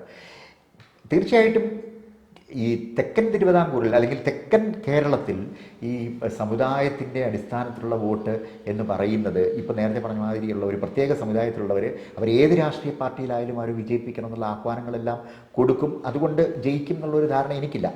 പക്ഷേ ഒരു അണ്ടർ കറൻറ്റായിട്ട് പിന്നെ ചില ന്യൂനപക്ഷം സമുദായം അവരുടെ ഒരു സുരക്ഷിതത്വത്തെക്കുറിച്ച് അല്ലെങ്കിൽ അവരുടെ അരക്ഷിതത്വത്തെക്കുറിച്ച് കൺസേൺഡ് ആവുകയാണെങ്കിൽ അവരുടെ വോട്ട് കൺസോളിഡേഷൻ വന്നേക്കാം എന്നാണ് എനിക്ക് തോന്നുന്നത്. അവര് അല്ല, അതിൽ നമ്മൾ കാണേണ്ട വേറൊരു കാര്യമുണ്ട്. ഇപ്പോൾ ഉദാഹരണത്തിന് നിയമം നമ്മൾ എടുക്കുമ്പോൾ രാജഗോപാൽ നേമത്ത് BJP സ്ഥാനാർത്ഥിയായിട്ട് മത്സരിച്ച് ജയിക്കുന്ന തെരഞ്ഞെടുപ്പിൽ UDFിൻ്റെ തൊട്ടു മുമ്പത്തെ തെരഞ്ഞെടുപ്പിൽ നിന്ന് കിട്ടിയതിനേക്കാൾ വളരെ വലിയ വോട്ട് ചോർച്ചയാണ് അവർക്ക് അനുഭവപ്പെട്ടത്. കഴിഞ്ഞ തെരഞ്ഞെടുപ്പിൽ വട്ടിയൂർക്കാവിൽ UDF സ്ഥാനാർത്ഥിക്ക് കിട്ടിയ വോട്ട് അതിന് തൊട്ട് മുമ്പ് കിട്ടിയതിനെ അപേക്ഷിച്ച് വളരെ കുറവായിരുന്നു. അപ്പോൾ ഈ വോട്ടുകൾ എങ്ങോട്ട് പോകുന്നു? ഇപ്പോൾ ഒരു ഉദാഹരണം, തിരുവനന്തപുരം നഗരസഭയിൽ ഒരു 20ഓളം വാർഡുകളിൽ UDFിന് വളരെ നിസ്സാരമായ വോട്ട്, 500-ൽ താഴെ വോട്ടേ കിട്ടിയിട്ടുള്ളൂ. അതേസമയം അതിനു മുമ്പ് 2000-ഉം അതിൽ 1500 വോട്ട് കിട്ടിയ ആ വാർഡുകളിലാണ് ഇങ്ങനെ വന്നത്. അപ്പോൾ ഈ വോട്ടുകൾ എവിടെ പോകുന്നു? അതൊരു വലിയ ചോദ്യമാണ്. അപ്പോൾ നമ്മൾ ഈ പറയുന്ന ഡീലുണ്ടോ ഇല്ലയോ എന്നുള്ള ചോദ്യം വരുമ്പോൾ അത് ഡീലിൻ്റെ ഭാഗമായിട്ടാണോ അതോ വേറെ എന്തെങ്കിലും കാരണം കൊണ്ടാണോ എന്നൊക്കെ നമ്മൾ അന്വേഷിച്ചേ മതിയാവും. കാരണം ഇത്തരം ഈ വോട്ടുകൾ ചോർന്നു പോകുന്നുണ്ട് എന്നുള്ളതൊരു UDFിൻ്റെ ഭാഗത്തുനിന്ന് നിന്നാണ് കൂടുതലും ചോരുന്നത്. കാര്യം നമ്മളിപ്പം രാജഗോപാൽ ജയിച്ചത് തീർച്ചയായിട്ടും UDFിൻ്റെ കൺസിഡറബിളായിട്ട് UDFിൻ്റെ വോട്ട് മാറിയോണ്ട് മാത്രമാണ് ആദ്യമായി BJPയുടെ തൃശ്ശൂർ 1 ലക്ഷത്തിന് അടുപ്പിച്ചുള്ള വോട്ടാണ്, പ്രതാപൻ പിടിച്ച വോട്ടാണ് പിന്നെ മുരളീധരന് കിട്ടാതെ പോയത്. അത് വളരെ പരസ്യമായിട്ടില്ല. അപ്പം ഇവിടെ ഏത് ഭാഗത്തു നിന്നാണ് വോട്ട് ചോർച്ച സംഭവിക്കുന്നത് എന്നുള്ളത് പകൽ വെളിച്ചം പോലെ വ്യക്തമായിരിക്കുമ്പോൾ നമ്മളിതാ കള്ളൻ നമ്മൾ എന്ന് പറഞ്ഞ് ഒരാളെ ചൂണ്ടിക്കാണിക്കുന്നതിൻ്റെ ഒരു ഭയങ്കര യഥാർത്ഥ കള്ളനെ രക്ഷപ്പെടാനുള്ള വളരെ പരിഹാസ്യമായ ഒരു കാഴ്ചയാണ് നമ്മൾ കാണുന്നത്. ഇത് പറയുമ്പോൾ എനിക്ക് ചിലപ്പോഴും തോന്നിയിട്ടുണ്ട് എന്തുകൊണ്ടാണ് ഇവരെ ഈ ആളുകളെ വോട്ടർമാരെ ഇത്ര ഒരു അണ്ടർ എസ്റ്റിമേറ്റ് ചെയ്യുന്നതെന്ന് എനിക്ക് തോന്നുന്നുണ്ട്. എത്ര ബുദ്ധിയില്ലാത്തവരാണോ കേരളത്തിലെ വോട്ടർമാർ, കേരളത്തിലെ ജനങ്ങൾ, സാമാന്യ ജനം? ഞങ്ങൾ പറഞ്ഞാൽ ഇതൊക്കെ വിശ്വസിച്ചോളും എന്നുള്ള രീതിയിൽ പറയുന്നത് എങ്ങനെ എന്നുള്ള. ഇതേ സമയം നമ്മൾ ആലോചിക്കണം, ഇവിടെ ഡീലെന്ന് പറയുന്ന സമയത്താണ് ബീഹാറിൽ നിന്ന് രാജ്യസഭാ ഇലക്ഷൻ നടക്കുകയും കോൺഗ്രസിൻ്റെ വോട്ട് മുഴുവൻ ചോർന്ന് BJP പോവുകയും ചെയ്ത് അവർ അബ്സ്റ്റെയിൻ ചെയ്തൊക്കെ അവിടെ നടന്നതും BJP സുഖമായിട്ട് ജയിച്ചതും ഇത് തൊട്ടു മുമ്പ് നടന്ന സംഭവമാണ്. രാജസ്ഥാനിലെ കോൺഗ്രസ് കണ്ട് കൂട്ടത്ത് അവിടെ നിന്ന് 2 നേതാക്കന്മാർ, കോൺഗ്രസിന്റെ നേതാക്കന്മാർ ഇവിടെ വന്നു. ഈ 2 നേതാക്കന്മാർ തമ്മിലുള്ള ഭയങ്കരമായ ഇൻഫൈറ്റ് നടന്നുകൊണ്ട് രാജസ്ഥാൻ മുഴുവൻ ആ പാർട്ടിക്ക് നഷ്ടപ്പെട്ടു, BJPയുടെ കയ്യിൽ കൊണ്ടു കൊടുത്തു. സച്ചിൻ പൈലറ്റും പിന്നെ അവിടുത്തെ മുഖ്യമന്ത്രിയും തമ്മിലുണ്ടായ പിന്നെ അധികാര തർക്കം. അപ്പൊ ഇങ്ങനെ ഗെഹ്ലോട്ട് തമ്മിൽ, അപ്പൊ ഇങ്ങനെ എവിടെയൊക്കെയാണോ അവര് സ്വന്തം കയ്യിലുണ്ടായിരുന്ന നഷ്ടപ്പെടുത്തിയിട്ട് ഇവിടെ മുഴുവൻ CPM-നെയും LDF-നെയും കുറ്റപ്പെടുത്താൻ ഒരു ഇത്തിരിയെങ്കിലും നാണം ഉണ്ടെങ്കിൽ ഇത് ചെയ്യൂ. അതൊരു വല്ലാത്തൊരു നമുക്ക് അത്ഭുതപ്പെടുത്തുന്ന ഒരു കാര്യമാണ്. കാരണം കോൺഗ്രസിൽ നിന്ന് നേരത്തെയുള്ള നേതാക്കന്മാരൊന്നും ഇത്രത്തോളം ആ രീതിയിൽ പോയതായി എനിക്ക് തോന്നുന്നില്ല. ഞാൻ ഒരു കാര്യത്തിലേക്കും കൂടി നിങ്ങളുടെ ശ്രദ്ധ കൊണ്ടുവരട്ടെ. കാരണം ഇപ്പോൾ കേരളത്തിലെ വോട്ട് പട്ടികയിൽ യുവാക്കളുടെ എണ്ണമാണ് ഏറ്റവും കൂടുതലായിട്ടുള്ളത്, സ്ത്രീകളും യുവാക്കളും. അപ്പോൾ നമ്മുടെ വോട്ട് തീരുമാനിക്കുന്നതിൽ അല്ലെങ്കിൽ ഈ ഒരാളുടെ വിജയം തീരുമാനിക്കുന്നതിൽ യുവാക്കളുടെ പങ്ക് നിസ്സാരമല്ല. പക്ഷെ ഞാനിപ്പോൾ കഴിഞ്ഞ ദിവസങ്ങളിലൊക്കെ കുറേയധികം ബൈറ്റ് എടുക്കുന്നതിൻ്റെ ഭാഗമായിട്ട് ജെൻസി ആ തലമുറയിൽപ്പെട്ടവരോട് സംസാരിക്കുമ്പോൾ അവർ പലരും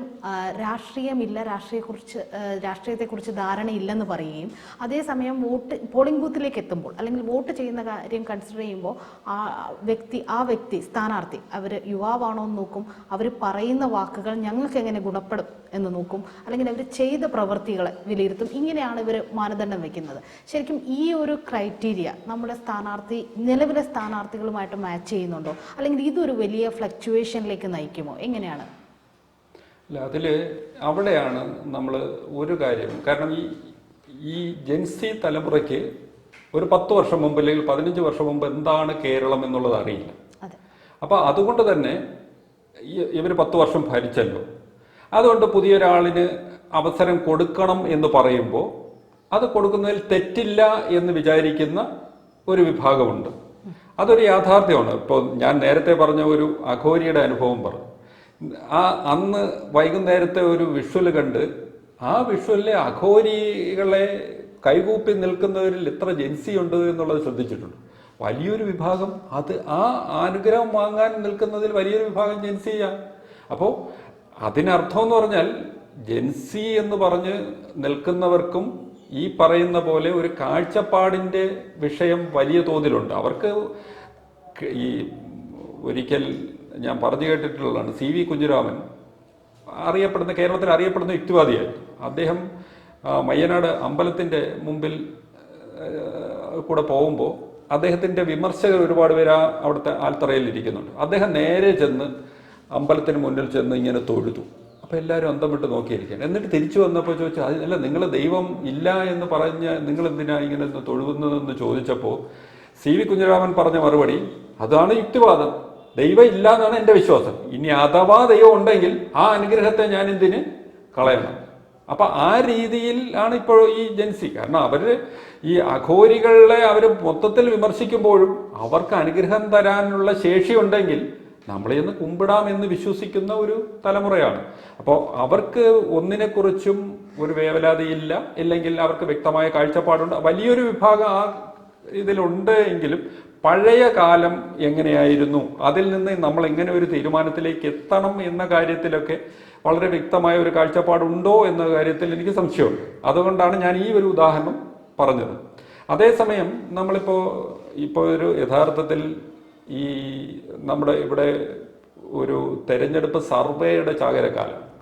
അപ്പോൾ ഈ സർവേകൾ അങ്ങനെ വരുന്നു. എന്താ ഈ സർവേകളുടെ ലക്ഷ്യം എന്ന് നമ്മളൊന്ന് ആലോചിക്കുമ്പോൾ, അതും ഈ നമുക്ക് നോബൽ സമ്മാനം കിട്ടിയ അമർത്യ സെന്നിന്റെ നോബൽ സമ്മാനം കിട്ടിയതിൻ്റെ അന്ന് പ്രതികരണം ആരാഞ്ഞ് കൽക്കത്തയിലെ അമർത്യ സെന്നിന്റെ അമ്മ എന്ന് ജീവിച്ചിരിക്കുന്ന സമയമാണ് ചെന്ന് കണ്ട മാധ്യമ പ്രവർത്തകരോട് അമർത്യ സെന്റെ അമ്മ പറഞ്ഞ ഒരു കാര്യമുണ്ട്, നിങ്ങൾ പറഞ്ഞിട്ട് എനിക്ക് വിശ്വാസമില്ല, നാളെ രാവിലെ പത്രം വരട്ടെ, പത്രത്തിൽ അതുണ്ടെങ്കിൽ ഞാൻ അത് വിശ്വസിക്കും. അതായത് ഞാൻ പറയുന്നത് ഒരു 50 വയസ്സ് കഴിഞ്ഞ അല്ലെങ്കിൽ 60 വയസ്സ് കഴിഞ്ഞ ഒരു തലമുറ ഇപ്പോഴും മുഖ്യധാരാ മാധ്യമങ്ങളെ വിശ്വസിക്കുന്നുണ്ട്. ആ വിശ്വാസത്തെ മുതലെടുക്കാനാണ് ഇത്തരം സർവേകൾ. എന്ന് വെച്ചാൽ നമുക്കറിയാം, ഒരു 10% ആളുകൾ ഈ സർവേകളൊക്കെ കണ്ടിട്ട് ആര് ജയിക്കും എന്നൊക്കെ നിശ്ചയിച്ചതിന് ശേഷം അവരോടൊപ്പം പോകുന്ന ഒരു സമൂഹമാണ് നമ്മുടെ കൂടെയുള്ളത്. ബാക്കി ഒരു 90% പേര് അല്ലാതെ തന്നെ അവർ സ്വന്തം കാരണങ്ങളാൽ തീരുമാനം എടുത്തിട്ടുണ്ടാവും. പക്ഷെ തീരുമാനം എടുക്കാത്തവരാണ് പലപ്പോഴും ഒരു മണ്ഡലത്തിലെ വിജയം നിർണ്ണയിക്കുന്നത്. അപ്പം അതുകൊണ്ട് തന്നെ ഇത്തരം ആളുകളെ, അതായത് ഈ പറഞ്ഞ വിഭാഗത്തെ, തീരുമാനമെടുക്കാത്ത വിഭാഗത്തെ സ്വാധീനിക്കുക എന്നുള്ളതാണ് നമ്മുടെ ഈ മാധ്യമങ്ങൾ നടത്തുന്ന സർവേകൾ കൊണ്ടുള്ള പ്രധാന മാധ്യമ സർവേകളുടെ ലക്ഷ്യം എന്നാണ് ഞാൻ വിചാരിക്കുന്നത്. ശരിക്കും ഞാൻ സർവേയിലേക്ക് കടക്കാൻ വരികയായിരുന്നു. ജെൻസി എന്ന് പറഞ്ഞ ആ വിഷയം ഉള്ളതുകൊണ്ട് ഒരു കാര്യം കൂടെ പറഞ്ഞോട്ടെ. ജെൻസിയെ കുറിച്ച് മോശമായിട്ട് പറയല്ല, ദയവ് അതിനകത്തും തോന്നുന്നു. പക്ഷെ ഞാൻ ഈ അടുത്ത കാലത്തെ ഒരു FM ചാനലിൽ ഇങ്ങനെ കേൾക്കാനിടയായപ്പോൾ അതിനകത്ത് എൻ്റെ എന്താ പറയുക റേഡിയോ ജോക്കി അദ്ദേഹം പറയും, ഒരു ചെറുപ്പക്കാരൻ പറയുക, ആ കുട്ടിയായിരുന്നപ്പോൾ വിദ്യാർത്ഥിയായിരിക്കുമ്പോൾ ഒരു ബോധറേഷൻ ഉണ്ടായിരുന്നില്ല, എന്ത് സുഖമായിരുന്നു ജീവിതം, ആകെ പരീക്ഷ വരും അതിനെക്കുറിച്ച് മാത്രം പേടിക്കണം. ഇന്ന് നമുക്ക് ഓരോ മാസവും എന്താണ് നമ്മുടെ EMI അടയ്ക്കണം, സിബിൽ സ്കോർ മെയിൻറ്റെയിൻ ചെയ്യണം, ഇതിനെക്കുറിച്ചൊക്കെ ആലോചിച്ച് ഈ 2 കാര്യങ്ങൾ മാത്രമേ ഉള്ളൂ ചെറുപ്പക്കാരനെ സംബന്ധിച്ചിടത്തോളം ഈ നാട്ടിൽ ബോധർ ചെയ്യാനുള്ളത്. ഇങ്ങനെ ആയിരുന്നോ കേരളത്തിലെ അല്ല ഇന്ത്യയിലെ തന്നെ ചെറുപ്പക്കാർ? ഇവിടെ അല്ലാന്നുണ്ടെങ്കിൽ ഒരുപാട് പ്രസ്ഥാനങ്ങൾ ഉണ്ടായിട്ടുള്ള നാടുകളല്ലേ. ഏറ്റവും വേണമെങ്കിൽ നമ്മുടെ ഒരു നിർണായകമായൊരു പ്രസ്ഥാനം ഉണ്ടായത് 1974-75 കാലത്ത് ഇന്ദിരാഗാന്ധിക്കെതിരെ ജയപ്രകാശ് നാരായണൻ്റെ നേതൃത്വത്തിലുണ്ടായ പ്രസ്ഥാനത്തിൽ പോലും ചെറുപ്പക്കാരായിരുന്നു കൂടുതലും. അപ്പോൾ അതൊരു എന്നെ വല്ലാതെ എനിക്ക് വല്ലായ്മ തോന്നിപ്പിച്ച ഒരു ചിലപ്പോൾ അത് ചെറുപ്പക്കാരൻ ഈ പറഞ്ഞ കേട്ടുകൊണ്ടിരിക്കുന്ന അത്തരം ഒരു ലിസണേഴ്സിനെ കമ്മ്യൂണിക്കേറ്റ് ചെയ്തതാണ്. പക്ഷെ ഞാൻ വല്ലാതായി. മറ്റൊരു കാര്യം എനിക്ക് ഓർമ്മ വരുന്നത് 2009 തെരഞ്ഞെടുപ്പ്, ലോക്സഭാ തെരഞ്ഞെടുപ്പ്. 2009 രാവിലെ വോട്ട് ചെയ്തിട്ട് ഞാനന്ന് എൻ്റെ ഓഫീസിലേക്ക് പോകുന്നതിന് മുമ്പ് രാവിലെ ചെന്ന് പോളിംഗ് ബൂത്തിൽ ചെന്ന് വോട്ട് ചെയ്തിട്ട് പോകാൻ പറഞ്ഞ് ചെല്ലുമ്പോൾ കാണുന്ന കാഴ്ച, സാധാരണഗതിയിൽ വോട്ട് ചെയ്യാത്ത കുട്ടികൾ, പ്രത്യേകിച്ച് പെൺകുട്ടികളൊക്കെ വന്ന് കാറിൽ വന്നിറങ്ങി അച്ഛനെയും അമ്മയും നയിച്ചുകൊണ്ട് വരികയാണ് വോട്ട് ചെയ്യാനായിട്ട്. തിരുവനന്തപുരം മണ്ഡലത്തിൽ ആദ്യമായിട്ടാണ് അത്തരം ഒരു കാൻഡിഡേറ്റ് വന്നത്, ശശി തരൂർ. പെൺകുട്ടികളും ആൺകുട്ടികളും അന്നത്തെ ജൻസിയിൽപ്പെട്ടവരിങ്ങനെ കൂട്ടമായി വന്ന് വോട്ട് ചെയ്ത ഒരു കാഴ്ച.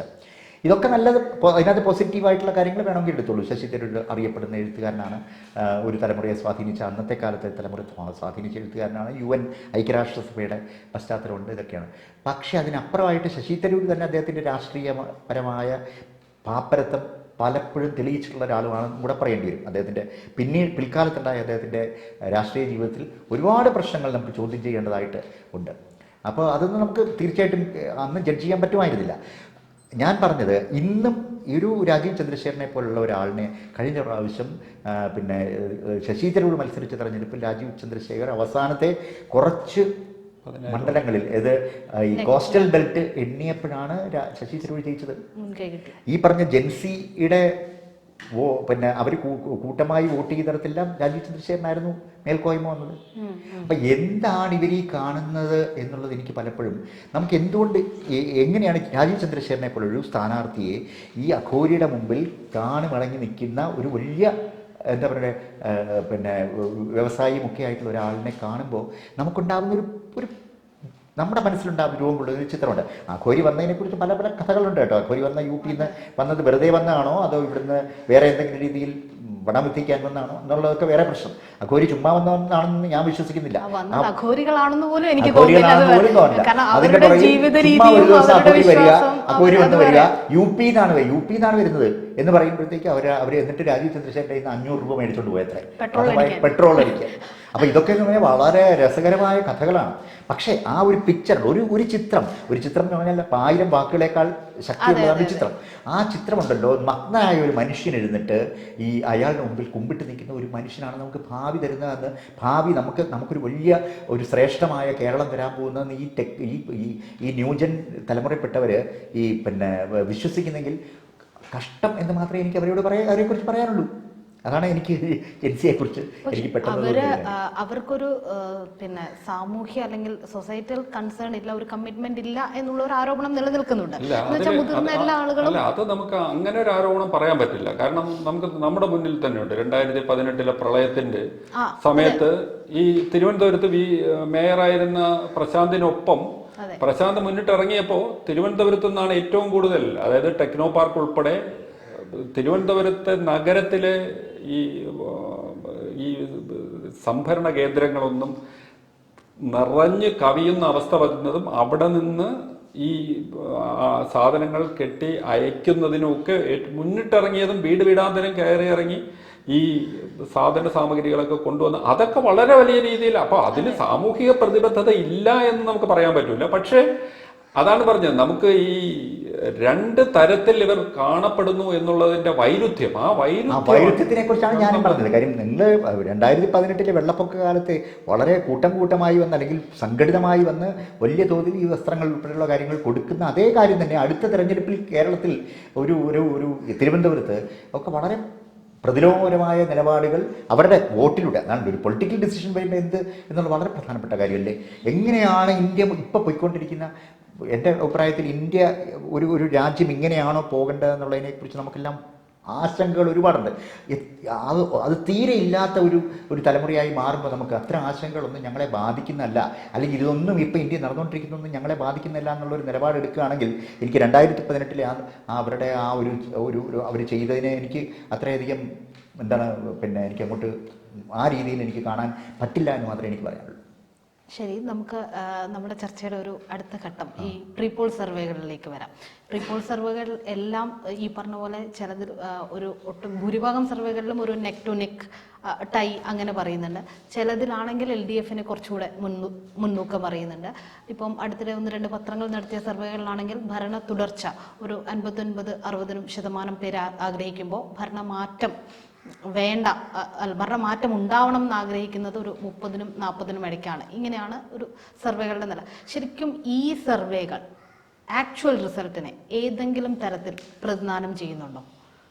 അല്ല, അതിന് നമുക്ക് മുന്നിലുള്ള ഉദാഹരണം 2016, 2021 വർഷങ്ങളിൽ നടത്തിയ സർവേകൾ നോക്കാം. 2016 അന്ന് പക്ഷേ UDF ഉമ്മൻചാണ്ടി സർക്കാർ വീണ്ടും വരണമെന്ന് ആഗ്രഹിച്ചെങ്കിലും അന്ന് UDFകാരുൾപ്പെടെ തന്നെ അന്ന് അത് എഴുതി തള്ളിയ ഒരു അവസ്ഥയായിരുന്നു. കാരണം അന്ന് UDF വീണ്ടും വരില്ല എന്ന് ഏറെക്കുറെ സാധാരണ ജനങ്ങൾക്കൊക്കെ ഉറപ്പായ ഒരു കാലമായിരുന്നു. ആ ഉറപ്പായ കാലത്ത് UDFന് അനുകൂലമായിട്ടായിരുന്നു മുഖ്യധാര മാധ്യമങ്ങൾ നടത്തിയ സർവേ. 2021 കഥ നാം പറയേണ്ട കാര്യമില്ല. 2021 ഏതാണ്ട് ഈ ദയനീയമായി തോക്കുമെന്ന് പറഞ്ഞവരുടെയൊക്കെ ഭൂരിപക്ഷം ഒരു 25 പേർക്കെങ്കിലും ഭൂരിപക്ഷം 25,000-ന് മുകളിലായിരുന്നു. അതും പ്രത്യേകിച്ച് മനോരമ പോലെ ഒരു മാധ്യമം എന്തിനിങ്ങനെ ചെയ്തു എന്നുള്ളത് ആലോചിക്കുമ്പോൾ അതൊക്കെ ഒരു എന്ത് രാഷ്ട്രീയ ലക്ഷ്യമാണെങ്കിലും സ്വന്തം വിശ്വാസ്യത ഇങ്ങനെ കളഞ്ഞു കുളിക്കാമോ എന്നുള്ളത്, അതൊക്കെ കാണുമ്പോൾ ചിലപ്പോഴൊക്കെ അവരെയും മാധ്യമപ്രവർത്തകരായി കാണുന്നു, നമ്മളെയും മാധ്യമപ്രവർത്തകരായി കാണുന്നു എന്ന ഒരു നാണക്കേട് പലപ്പോഴും വന്ന് തൊടാറുണ്ട്. അപ്പോൾ ആ ഒരു അവസ്ഥയിൽ ഇപ്പോൾ നമുക്ക് പറയാം, ഇതിപ്പോൾ ആളുകളുടെ കയ്യിലിരിക്കുന്ന കാര്യമാണ് എങ്കിലും ശാസ്ത്രീയമായിട്ട് കുറേ കാര്യങ്ങളൊക്കെ അവലംബിച്ചൊക്കെ പറയാം, തെറ്റിപ്പോകാം. അത് തെറ്റിപ്പോകുന്നതിലൊന്നും ഇതില്ല. പക്ഷേ ഒരു 50,000 ഇല്ലെങ്കിൽ 40,000 വോട്ട് നേടുന്ന ഒരാൾ, മണിയാശാനൊക്കെ 34,000 35,000 വോട്ടിന്റെ ഭൂരിപക്ഷത്തിൽ ജയിച്ച ആള് ദയനീയമായിട്ട് 7% 8% വോട്ടിന്റെ വ്യത്യാസത്തിൽ തോറ്റുപോകുമെന്നൊക്കെ ഒരു സർവേയിൽ വരിക എന്നൊക്കെ പറയുമ്പോൾ അതൊക്കെ ഇത്തിരി കടന്ന കൈയാണ്. അപ്പൊ അത്തരം സർവേകൾ ഇപ്പോഴും വരുന്നുണ്ട്. അതിന്റെ ലക്ഷ്യമാണ് ഞാൻ നേരത്തെ പറഞ്ഞത്. അതായത് ഈ തീരുമാനമെടുക്കാത്ത ആളുകളെ ഒരു സമ്മർദ്ദം കൊടുത്ത് ഈ അവർ ഉദ്ദേശിക്കുന്ന ആള് ജയിക്കുമെന്ന് പ്രഖ്യാപിക്കുന്ന ആളിലേക്ക് ഒരു പുഷ് കൊടുക്കും, ഒരു തള്ളി അവരുടെ വോട്ട് പിടിച്ചു വാങ്ങുക. അതിനുവേണ്ടി കാണിക്കുന്ന ഒരു വിക്രിയയായിട്ട് മാത്രമേ ഇപ്പോഴത്തെ ഇത്തരം സർവേകളെ കാണാൻ എനിക്ക് സാധിക്കുന്നു. ദേശീയ ഏജൻസികളുടെ സർവേകളും ഇതിനോടൊപ്പം വരുന്നുണ്ട്, പ്രീപോൾ സർവേ. സാറിന്റെ ഒരു വിലയിരുത്തൽ എങ്ങനെയാണ്? ഇത് നമ്മൾ ഒരു 1987 സമയത്തൊക്കെ എനിക്ക് ഓർമ്മ, ദൂരദർശനിൽ ഞാൻ ജോലി ചെയ്യുന്ന സമയത്ത് പ്രണോയ് റോയ് ആണ് ഈ സർവേ തുടങ്ങുന്നത്. അപ്പോൾ അതിൻ്റെ കൂടെ ഞാൻ അന്ന് അവരുടെ ഇലക്ഷൻ അതെ കേരളത്തിൽ വന്നത്. പക്ഷേ അന്ന് പ്രണോയ് റോയ് ഒരു ഇലക്ഷൻ ഇന്നത്തെ പോലെ അനാലിറ്റിക്കലായിട്ട് അതല്ലായിരുന്നു റോള്, സർവേ ആയിരുന്നു അദ്ദേഹത്തിൻ്റെ, സോളജിസ്റ്റ് എന്നുള്ള ആ ഒരു ഇതായിരുന്നു.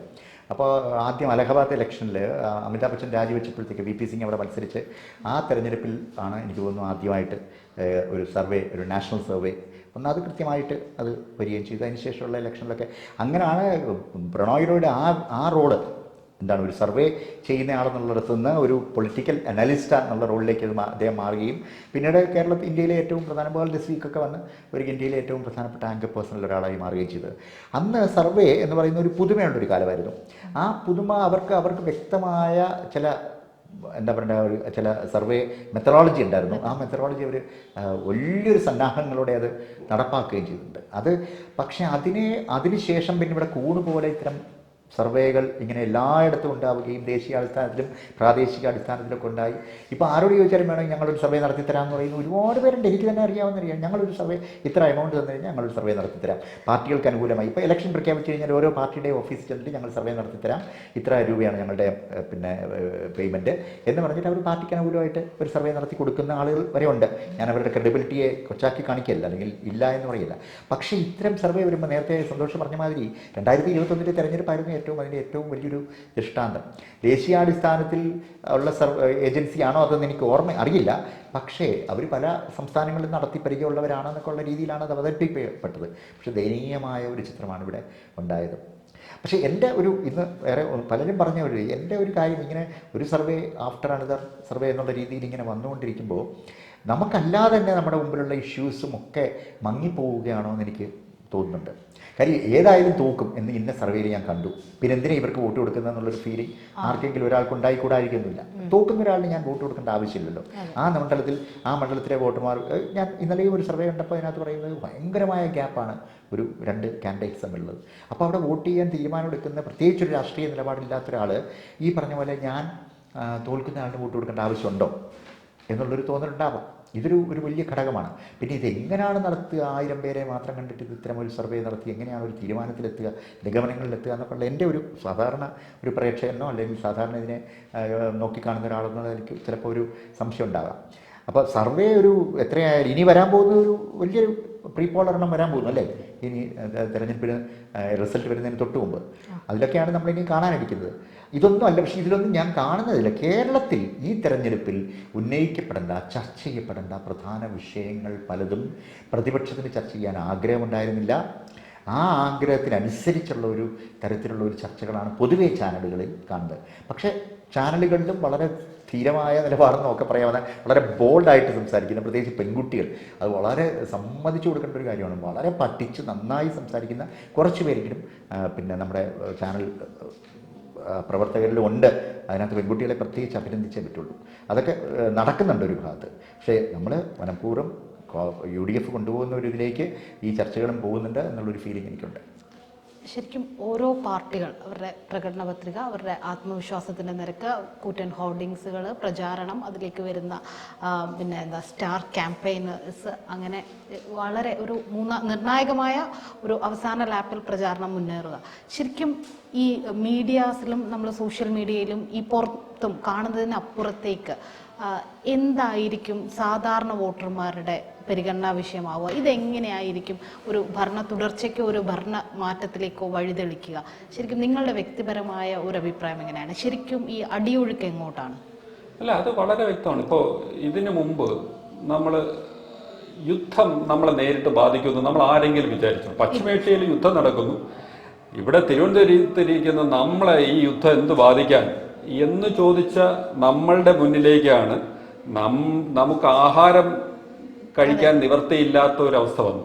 അപ്പോൾ ഇത് തന്നെയാണ് തെരഞ്ഞെടുപ്പിനെ സംബന്ധിച്ചും നമ്മൾ എടുക്കുന്ന അത് ആ ഒരു കാര്യം വന്നതോടുകൂടി ജനം കൂടുതൽ കുറച്ചുകൂടി ശ്രദ്ധിക്കപ്പെടുന്ന അവസ്ഥയിലേക്ക് കാര്യങ്ങൾ എത്തി എന്നാണ് ഞാൻ മനസ്സിലാക്കുന്നത്. കാരണം അതുവരെ അവർ വിചാരിച്ചിരുന്നത് യുദ്ധം വന്നു എന്ന് പറഞ്ഞുകൊണ്ട് ഒരുപക്ഷെ ഇവിടെ നിന്ന് ഗൾഫിൽ ജോലി ചെയ്യുന്ന കുറേ പേരെയൊക്കെ ബാധിച്ചേക്കാം, അല്ലാതെ സാധാരണക്കാരെ ബാധിക്കില്ല എന്ന് വിചാരിച്ചിടത്ത് നിന്ന് ഓരോരുത്തരുടെയും വീടിലെ അടുക്കളയിലേക്ക് യുദ്ധം നേരിട്ടെത്തുമ്പോൾ അത് വലിയ ഇതായി മാറും. അത് തന്നെയാണ് നമ്മളുടെ ഭാവി 5 വർഷം എങ്ങനെ വേണം എന്ന് തീരുമാനിക്കേണ്ടത് നമ്മൾ തന്നെയാണ്. അതിനുള്ള വിഷയങ്ങൾ എന്തൊക്കെയാണ്? ഇപ്പോൾ ഞാനൊരു ഇടത്ത് ചെന്ന് ഒരു ഉദ്ദേശത്തിന് വേണ്ടി ഒരു പിരിവ് നടത്തുന്നു. ആ പിരിവ് നടത്തിയാൽ അതിന് കണക്കുണ്ടാവണം. ആ കണക്ക് എങ്ങനെ വിനിയോഗിക്കണം, അത്തരം കാര്യങ്ങൾ. അത് രക്തസാക്ഷി ഫണ്ടായാലും അല്ല ഈ മുണ്ടക്കൈ വയനാടിലെ ദുരന്തത്തിന്റെ പിരിവായാലും അതിന് കൃത്യമായ കണക്കുണ്ടാവണം. ആ കണക്ക് എന്തിനു വിനിയോഗിച്ചു എന്നറിയണം.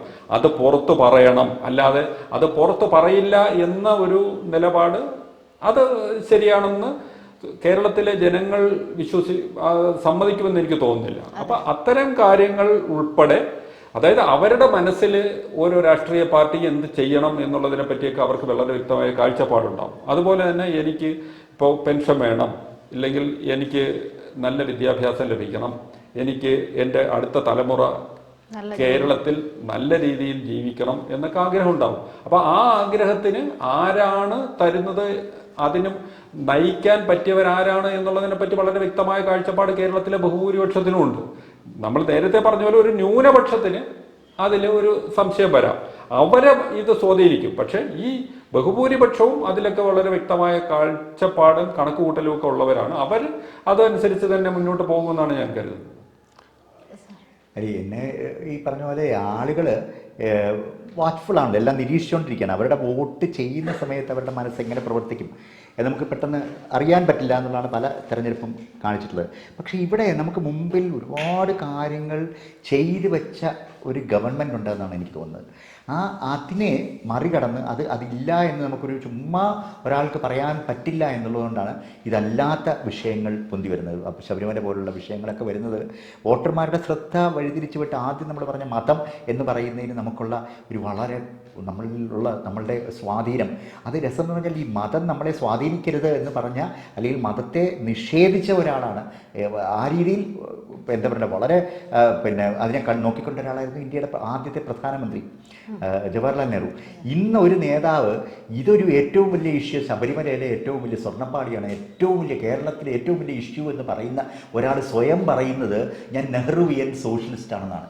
അതിനപ്പുറം ഒരു തമാശ, വി.ഡി. സതീശൻ നെഹ്റുവിയൻ സോഷ്യലിസ്റ്റാണ് ഞാൻ എന്ന് പറയുന്ന ഒരു തമാശ അടുത്ത കാലത്ത് കേട്ടിട്ടില്ല. കാര്യം അദ്ദേഹം തുറന്നു തന്നെ കഴിഞ്ഞ ദിവസം ഒരു ചാനലിനോട് പറഞ്ഞു ഞാൻ ഹിന്ദുത്വമാണെന്ന് പറഞ്ഞു. നെഹ്റുവിയൻ സോഷ്യലിസ്റ്റ് ഒരിക്കലും അംഗീകരിക്കാത്ത ഒരു കാര്യമാണ് ഹിന്ദുത്വം. അപ്പോൾ അത്തരം കാര്യങ്ങൾ കോൺഗ്രസ് എന്തായിരുന്നു, A.K. ആന്റണിയും വയലാർ രവിയും പിന്നെ അതുമാതിരിയുള്ള A.C. ഷൺമുഖദാസ്, അല്ലെങ്കിൽ 1960കളുടെ ഒടുവിലുണ്ടായ ഉമ്മൻചാണ്ടി ഉൾപ്പെടെയുള്ള നേതാക്കന്മാരൊക്കെ റെപ്രസെൻ്റ് ചെയ്തൊരു യൂത്ത് കോൺഗ്രസ് ഉണ്ട്. ശരിക്കും പറഞ്ഞാൽ അന്ന് കമ്മ്യൂണിസ്റ്റുകാരായ ചെറുപ്പക്കാരെക്കാളും അവർക്ക് ജനമനസ്സുകളിൽ സ്വാധീനം ഉണ്ടായിരുന്നു. അതുകൊണ്ടാണ് കോൺഗ്രസ് പോലും 1970-71 തെരഞ്ഞെടുപ്പിലൊക്കെ വലിയ വിജയം നേടിയത്. ആ യൂത്ത് കോൺഗ്രസ്, A.K. ആന്റണി പ്രത്യേകിച്ച്, അദ്ദേഹം ഒരു എന്താ പറയുക കൃത്യമായ നിലപാടുള്ള മനുഷ്യനായിരുന്നു. ഇത് ഇന്നിപ്പോൾ മതത്തിൻ്റെ കൂടെ നിൽക്കുന്ന, അല്ലെങ്കിൽ ജാതിയുടെ കൂടെ നിൽക്കുന്ന ഒരു നിലപാടെടുക്കുന്ന ആളുകൾ, അവർ ഇപ്പോൾ ഒരു രക്തസാക്ഷി ഫണ്ട് അതിനെക്കുറിച്ച് ചൂണ്ടിക്കാണിക്കുമ്പോൾ നിങ്ങൾ ആലോചിക്കേണ്ട എത്ര കോടിക്കണക്കിന് രൂപയാണ് ഈ ചൂരൽമലയുടെ പേരിൽ, വയനാട് സംഭവത്തിൻ്റെ പേരിൽ പിരിച്ചെടുത്തത്. ആ പിരിച്ചെടുത്ത തുക എത്രയാണെന്ന് സാധാരണ എത്രയോ പേര് ചോദിച്ചിട്ട് പോലും ഒരു വാക്ക് മറുപടി പറയാൻ പറ്റുന്നില്ല. ചിലപ്പോൾ എനിക്ക് തോന്നുന്ന ഒരു കാര്യം, ഈ ഇലക്ഷൻ്റെ തലേ ദിവസം അല്ലെങ്കിൽ അന്ന് വോട്ടിംഗ് നടക്കുന്ന അന്ന് രാവിലെ എങ്ങാനും ഒരു കണക്ക് ചിലപ്പോൾ പുറത്ത് കൊണ്ടുവരുമായിരിക്കും. ഇനി ചിലപ്പോൾ അതൊക്കെ ചെയ്തുകൂടാഴിക്കുന്നില്ല. പക്ഷേ അതിനെ ഇത്ര ധിക്കാരത്തോടെ കാണുന്ന, ഇത്ര ധാർഷ്ട്യത്തോടെ കാണുന്ന ഒരു പ്രതിപക്ഷം അല്ലെങ്കിൽ ഒരു രാഷ്ട്രീയ പ്രസ്ഥാനം ഈ കേരളത്തിൻ്റെ ഭരണം അവരുടെ കയ്യിൽ ഏൽപ്പിച്ചു കൊടുക്കണം എന്ന് പറയുമ്പോൾ, ഇതൊക്കെ കാണാൻ നമ്മുടെ ആളുകൾ, വോട്ടർമാർ അത് എത്രമാത്രം അവർ തയ്യാറാണ്, അവരല്ലെങ്കിൽ കാണുന്നുണ്ടോ എന്നുള്ളതാണ് എന്നെ ആശങ്കപ്പെടുത്തുന്ന, അല്ലെങ്കിൽ ഞാൻ വളരെ താല്പര്യത്തോടുകൂടി ഞാൻ ശ്രദ്ധിക്കുന്ന ഒരു കാര്യം. അതാണ് ഞാൻ കാത്തിരിക്കുന്ന ഒരു കാര്യം. മനസ്സിലൊരു അക്കമുണ്ടാവുമോ? ഇല്ല, എന്നെ സംബന്ധിച്ചിടത്തോളം എനിക്ക് തോന്നുന്നത് ഒരു വലിയൊരു ആബ്സല്യൂട്ട് മെജോറിറ്റി, അല്ലെങ്കിൽ ഭീമമായ കഴിഞ്ഞ പ്രാവശ്യമൊക്കെ ഉണ്ടായ മാതിരിയുള്ള ഒരു വലിയ വിടവ് ഈ രണ്ട് മുന്നണികളും തമ്മിലുണ്ടാവാൻ സാധ്യതയില്ല എന്നാണ് എനിക്ക് തോന്നുന്നത്. അത് ആര് ജയിച്ചാലും അതിനകത്തുള്ള മാർജിൻ വളരെ ചെറുതായിരിക്കുന്നതാണ്.